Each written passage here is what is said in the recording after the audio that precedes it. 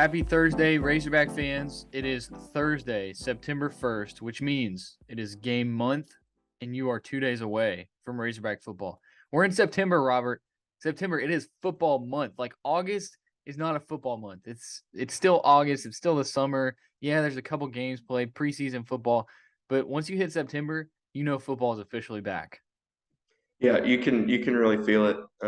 The SEC network shows are gonna start happening on campus tomorrow. I mean, you and I have got a fantasy draft tonight. Like it's football month. It's exciting. It is very exciting, and it's exciting that we're 2 days away from Arkansas versus Cincinnati at 2:30 p.m. Central Time inside Donald W. Reynolds Razorback Stadium in Fayetteville, Arkansas. So we got some stuff to get to today. You're listening to the Gridiron Hogs podcast. I'm Mason Choate. He's Robert Stewart. We're part of the HawgBeat podcast network. Go visit HawgBeat.com, HawgBeat.com, for all of the best Razorback athletics content. A great deal going on at HawgBeat. $22, only $22 for your first year. It's normally $100. So you can do some quick math there. That is a great deal. $22 at 6 cents a day for an entire year. It's not that much money, to be quite honest with you. And it's great content you're going to get that gives you access to all the premium content. As, like, for example, today we have our conversation with Cincinnati beat writer from BearcatReport.com, Jason Stam. That's a premium story. I went through a lot of work to get that story, so I made it premium.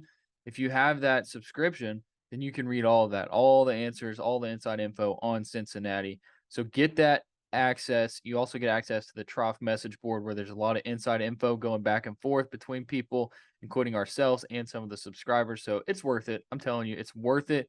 So if you're a first-time subscriber, get that subscription. It's only available.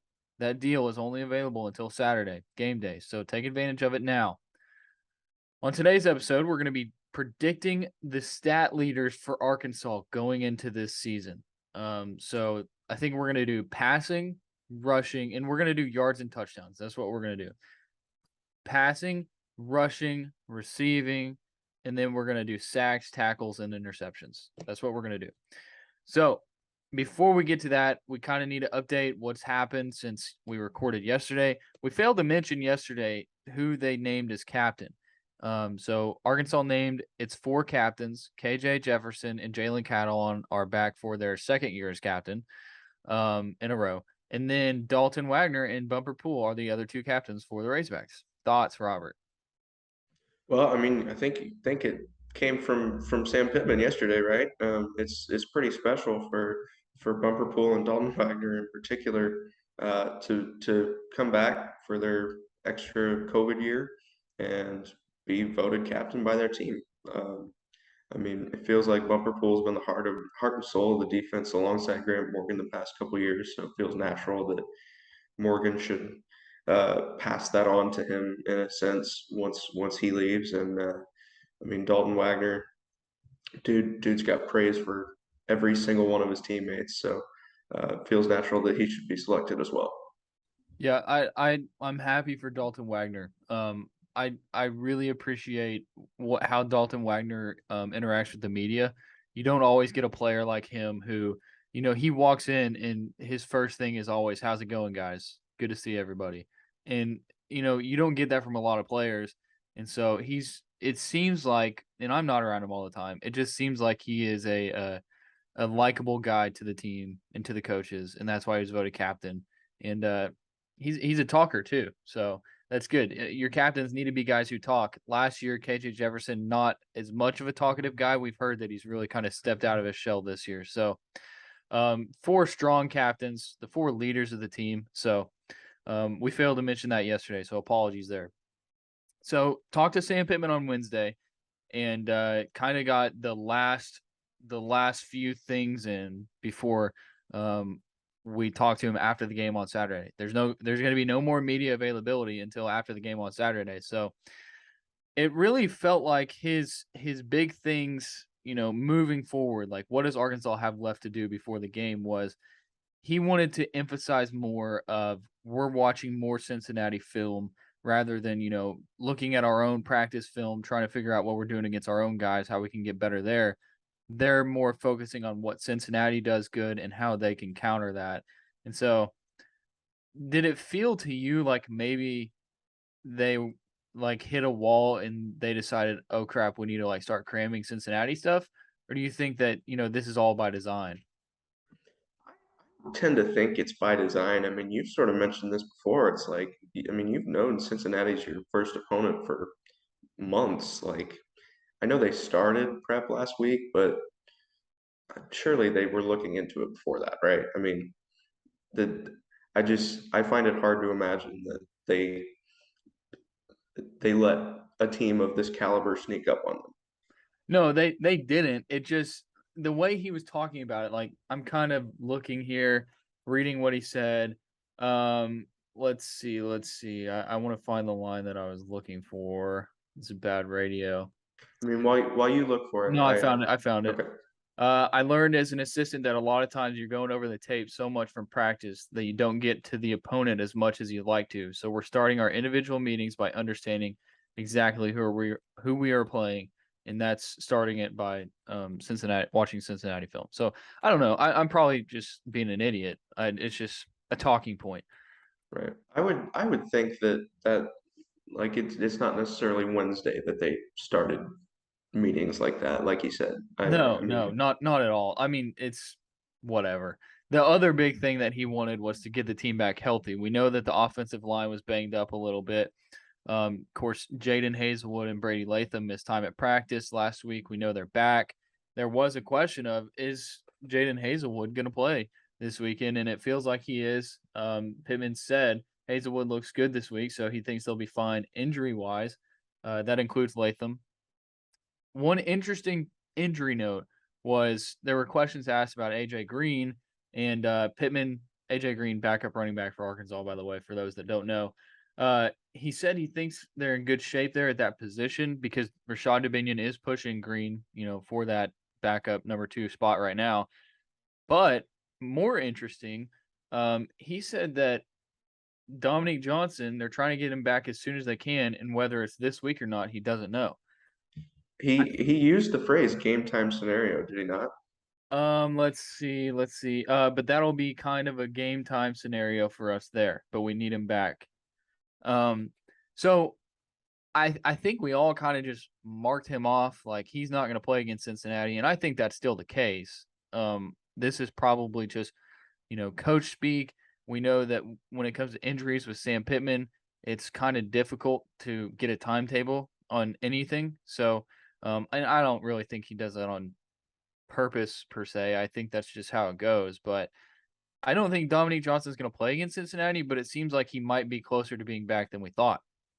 Right, which is great. But again, we've talked about this many a time before. Like with him in particular, with the depth they have at running back, no reason to hurry him back. Agreed. Okay. That's really the big updates that we have from Pittman yesterday. There was no practice availability. It was really just talking to Pittman. A lot of it was just going through the motions, like, game day. How do you feel about game day? He said that his favorite part of game day is when they win in the post game locker room.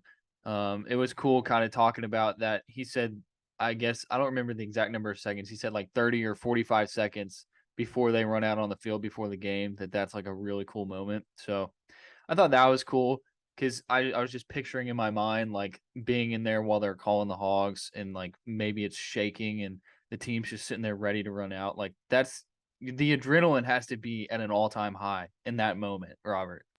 Yeah, it totally does. I mean, you and I both kind of have like a grasp of that, right? Because we were both in marching band at one time, and like it's pretty cool to be in that tunnel like before you go out. And granted, with the marching band on the field, more people in the stands like right before kickoff. I'm sure it's all the more exciting, but it gets your adrenaline going for sure. It does. I'm I'm just so excited, dude. The atmosphere for a football game is just like most recently we've been at baseball games. I guess most recently we were at the College World Series for Arkansas and Ole Miss.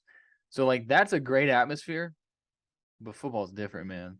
Football is different. You're talking like tens of thousands of more fans. It's completely different. Football is king. Football rules, and so um, And that's just the case, like that's just how it's always going to be. If your football team is good, it's going to be king. So Arkansas has a good football team this year. It's exciting.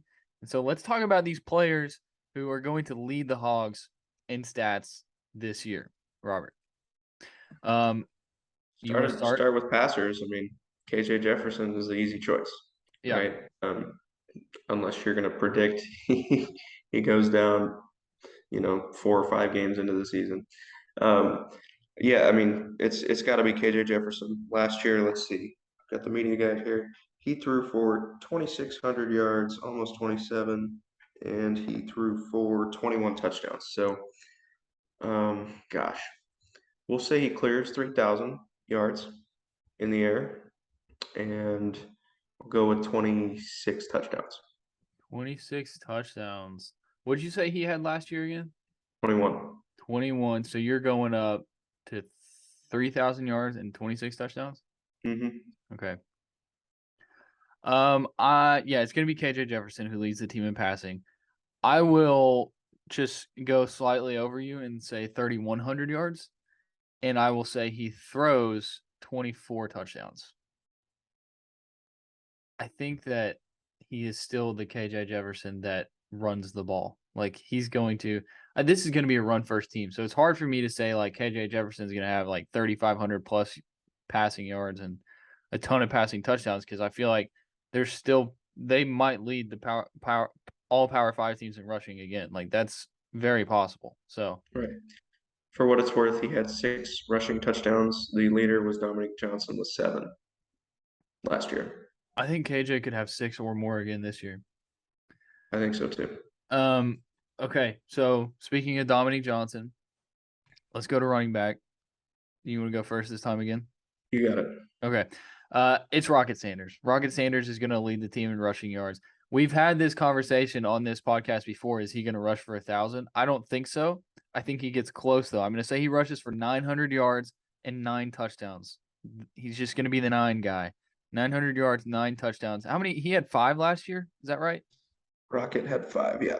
Okay, so 900 yards, 9 touchdowns. He will be the leading rusher for Arkansas. As much as I want to differ from you on this, I would like to say Dominic Johnson, but again, I'm not convinced that he needs to play anytime soon. I think Rocket Sanders is a perfectly capable RB1, so why not pick him as the answer? I'm less convinced about 900. I'll go with 800. And what the heck? I'll give him 8 touchdowns too. All right. Undercut you by 1 both places there. Okay. At one point, we're gonna have to differ from each other. So that I think that's really gonna come on the defensive side of the ball. So Yeah, I agree. before we move to wide receiver, new sponsor alert. I want to remind everybody about a sponsor we have. It is myperfectfranchise.net. Are you a displaced corporate executive or wanting to put your career in your own hands? And I know a lot of you are. I feel like most of you are probably listening to this podcast while you're at work right now. Are you an experienced entrepreneur wanting to diversify? Andy Luedecke can help. He's a longtime Rivals member and franchise veteran, having owned multiple franchises and businesses. He uses his expertise to help others find their American dream through a very thorough and free, that's the key word right there, free consultation process.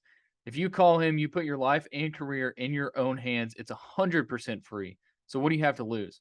Basically what this is you're going to talk to Andy and he's going to help you set up your life moving forward. He's going to help you find a franchise that you can work for. And it's going to be like a 9-step process, like multiple steps to make sure that this is the right thing for you.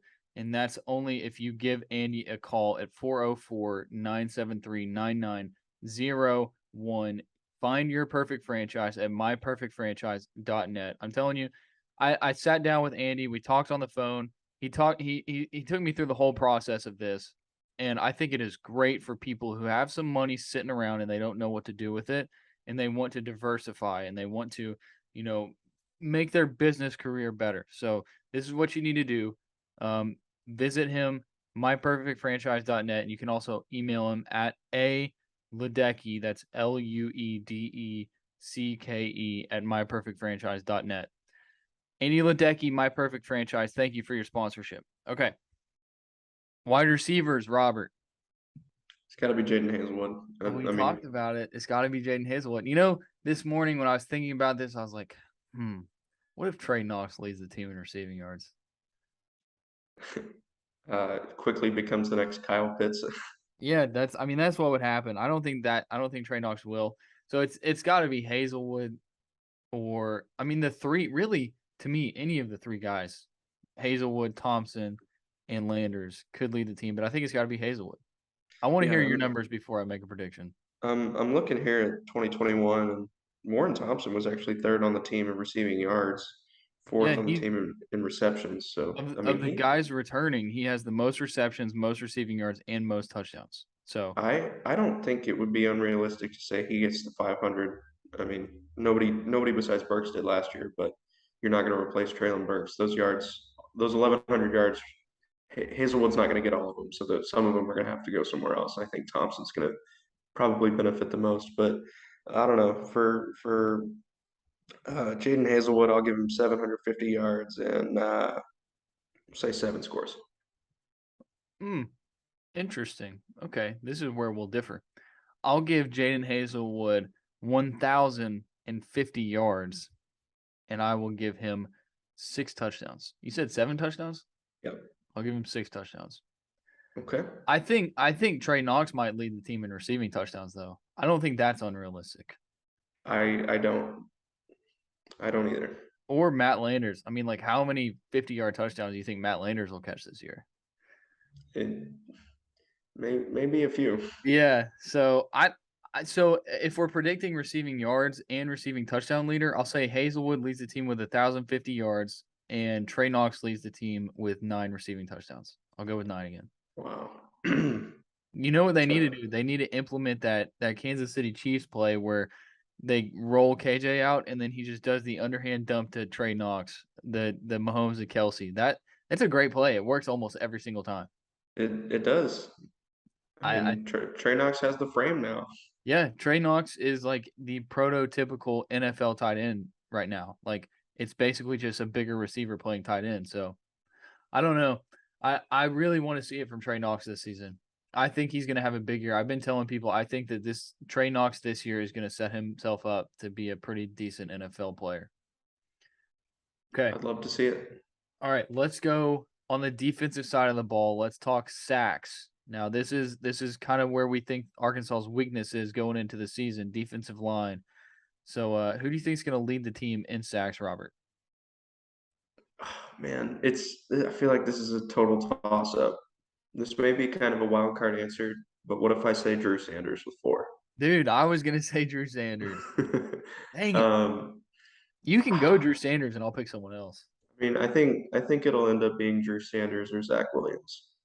Okay. With, you said 4? Yeah. Okay. Let's see here. I want to pick Terry Hampton, but I don't think he's going to have that many sack opportunities. I'll say Eric Gregory. I think Eric Gregory will lead the team with 5 sacks this season. I would have said Drew Sanders, but Eric Gregory's my number 2 pick. I'm a big Isaiah Nichols guy, but I don't like just that defensive tackle spot. He's not going to have a whole lot of sacks. Like Arkansas has had really good defensive tackles, but it's always the edge rushers who get the sacks. So, and Gregory, yes, he's going to play time at tackle, but he's also going to be a DN and a 3-man front. So, I don't know. I think Gregory. I'll say Gregory. Okay, tackles. This could be an easy one, or it could. I think that both of us can pick one guy here, like a different guy. So I'll take Bumper Pool. I think Bumper Pool is going to lead the team with 140 tackles this season. Wow, that's a step up. And he's going to set the tackle record by week 5. He needs like 60 something, I think, to break Tony Bua's tackle record, and lead the team, lead the program in all-time career tackles. So I think Bumper Pool gets that by week 5, and I think he has 140 tackles this season. So you're saying he's going to do that against Alabama? Yeah, I mean, I feel like it's not that. we still view Alabama as this team that's going to beat Arkansas 52-0. That's just not the case anymore. At least not this season. That's not going to happen. So to say that Arkansas is going to do something against Alabama is like, it's okay to say. I think Sure. he'll do it against Yeah. Alabama. Yeah. Okay. Well, gosh, how about I go right back to Drew Sanders? There you go. Drew Sanders Um, is a big year from Robert. I mean, we heard a quote from Nick Saban yesterday that said he could have been a starter at Alabama. That's not insignificant.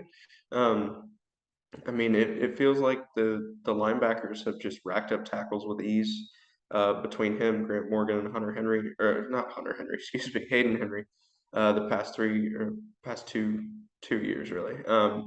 So I mean, with Henry and Morgan out the door, why not Sanders step up? I'll give him at least 100 tackles. You know who could also lead the team in tackles? Jalen Jalen Catalan. Catalan. Yes. I'm looking at his 2020 stats because for a second I thought he did. He led the team in solo tackles. So I was kind of right there. He had 99 tackles, and that was third on the team. Bumper Pool was second that year. We're pretty sure it was Grant Morgan who was first that year.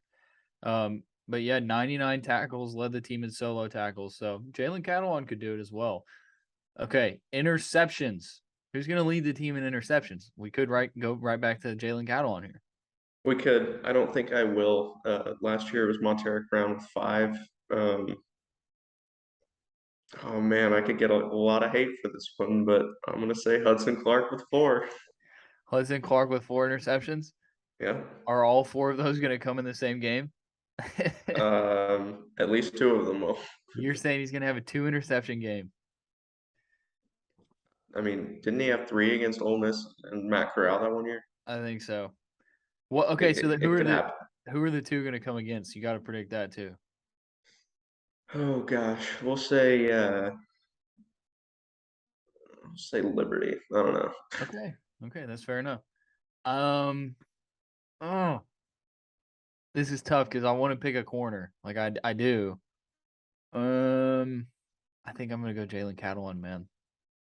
I feel like he's gonna have 3 interceptions and that's gonna lead the team. I do not feel great about the corners just being like big interception guys like ball hawks. I think that they're just gonna kind of do their jobs. And I mean, you saw it with Jalen Catalan last year. I mean, he had a ton of interception opportunities. Did have an interception against Rice. Did he have 2 interceptions against Rice? I know he had 2 interceptions last year. Let's see, against Rice. Yeah, he had 2 interceptions against Rice last year. So, I'm gonna say Jalen Catalan with 3. There you go. Book it. It's all gonna be correct. All of it on my side. Robert's not good at all. So. Well, at least I'll have the 3 offensive names right if you're completely correct. There you go. All right. That's going to wrap us up for today's episode of the Gridiron Hogs podcast. Tomorrow, we will be a day away from Arkansas versus Cincinnati. So get excited. Tell your friends about the Gridiron Hogs podcast. Subscribe to HawgBeat.com and get ready for Razorback football this Saturday.